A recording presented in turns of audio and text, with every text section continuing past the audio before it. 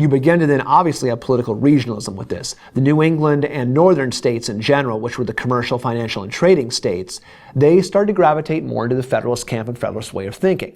On the other hand, the South and especially the West, the frontier areas, these become the areas of pro-agricultural, pro-agrarian, yeoman farming concerns and interests. If people are not yeomen in these areas, in other words, they don't own land yet, they want to own it. And so that kind of becomes their aspiration.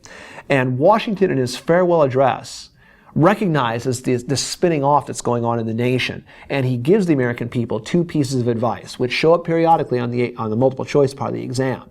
He says, first of all, factions or political parties are bad. Don't do it. Don't divide yourselves as Americans into us and them. Stay Americans. Don't divide up. And second of all, he says, look what's going on in Europe. The best possible thing we can do is avoid any entangling alliances with European powers, because none of that's going to be in our own self-interest, our own political and defense self-interest.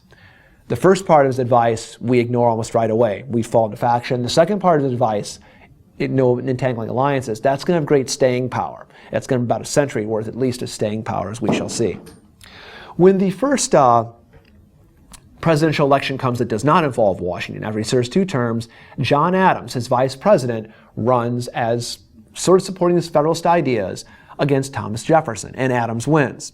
And this leads us then to a glitch the founders had in the Constitution. And this shows you, it proves to you that the founders didn't anticipate political parties.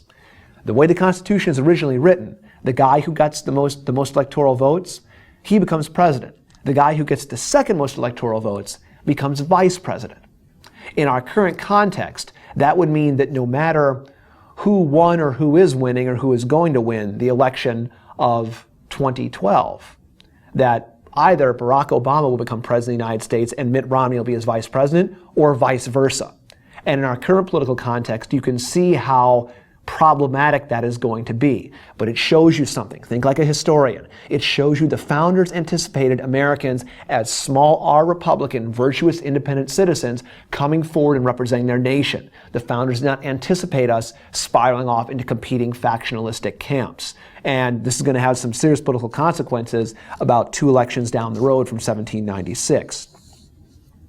But in any case, on to 1796. Adams wins election, and he's immediately confronted with the same issues that Washington was confronted with in a foreign policy sense. There's an undeclared naval war going on with the French because we've refused to get into the European conflict that the French are in with the rest of Europe. We as a neutral want to trade with everybody. The French don't want to see us trade with everybody, certainly their enemies, because that would aid their enemies, and they're also resentful of the fact that we haven't come in with them, so they're seizing our ships, impounding our goods, and the British are sort of doing some of the same. The French are doing it at this point to a larger degree, and so we're, with our naval forces, engaged in an undeclared shooting war with the French.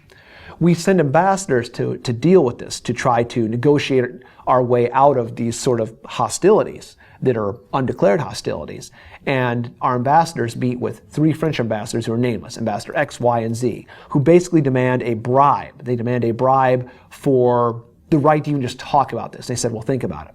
The American ambassadors refuse, and the United States is outraged by this. Our citizenry feels this is a big insult to our honor, so the Federalists get ready to use this as a chance to stick at their political opponents and put the country on a war footing, and put the Democratic Republicans who had pro-French sympathies on the defensive. Adams signs 2 pieces of legislation into law that the Federalist-dominated Congress passes in 1798, the Alien Act and the Sedition Act, the single 2 biggest mistakes of his term and the things that guarantee him to be a one-term president. The Alien Act changes the requirements to become an American citizen, making it from 5 years to 14 years. Now, the reason why, everything happens for a reason. If you think about the kind of people that were going to become Democratic Republican supporters, what was their core base of support? It was farmers, it was people in the South and West, it was people of modest economic means, it was the poor, the kind of people who are brand new immigrants coming here. Brand new immigrants coming here became Democratic Republicans more often than they became Federalists.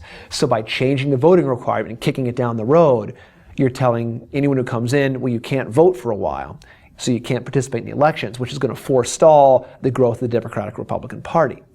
The second act, the Sedition Act, made it a crime, made it illegal to criticize the president or the government.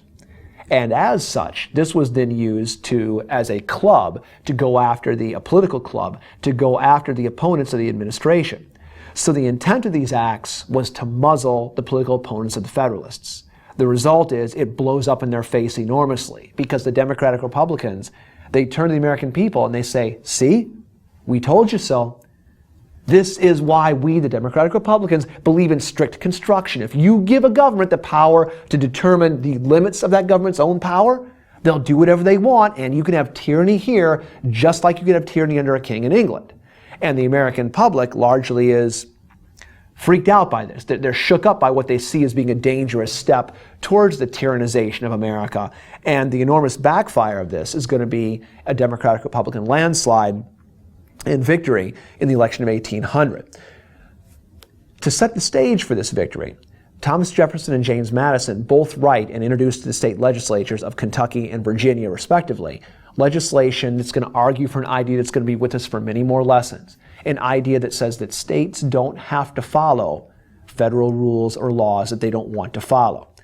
It's the compact theory, which your slide indicates, which is that the states came first and gave birth to the federal government, so the states can kind of determine and dictate which federal laws they want to follow because the states are supreme. They were here first, so the states actually have that over the federal government. And when states choose not to follow a federal law that they determine wrong or unjust or evil or onerous, they would be employing a new AP history word, the doctrine of nullification, which is they would nullify or cancel out that law. And Jefferson and Madison argue that the Alien Sedition Acts, because they're unjust, they provide states with an opportunity, if they want, to ignore or disregard these federal laws that are tyrannical and wrong. Now, that's not going to get put into practice, but that comes in after 1800. It's enough for you now to know that the intent of these acts resulted actually in a backfire against the party in power that passed them, the Federalists, which sweeps Democratic Republicans in the form of Thomas Jefferson into power as the next president of the United States and undoes a lot of this, and undoes this Federalist threat as we move towards what is the so-called Revolution of 1800, the first peaceful transfer of power from one ruling group to another group in a democratic republic, in a democratic nation, rather, in human history. And so that will lead us then into chapter 12. What are these new people in power going to do now that the Federalists aren't really in power anymore? What's our nation state going to look like from here forward?